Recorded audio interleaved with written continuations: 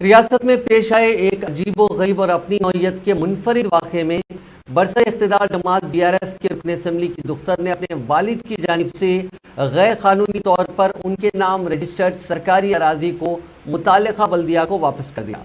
तफ़सीलात के मुताबिक जनगांव असम्बली हल्के से नुमाइंदगी करने वाली BRS रुकन असम्बली मुत्ती रेड्डी यादगिरी रेड्डी ने चंद दिन कबल सिद्दीपेट के चिरियाल बल्दिया की हदूद में आने वाले एक तालाब की 1200 गज जमीन को अपनी दुख्तर तुलजा भवानी रेड्डी के नाम रजिस्टर करवाया था।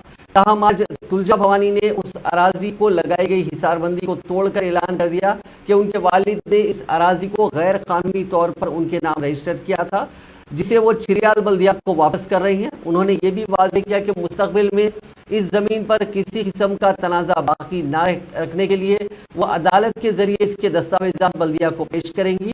तुलजा भवानी ने कहा कि वो अपने वालिद की इस हरकत पर बल्दिया और अवाम से मुआज़रत क़ाबिल हैं। उन्होंने इस अराजी पर एक बोर्ड भी लगा दिया जिस पर उन्होंने अवाम से माफ़ी मांगी है।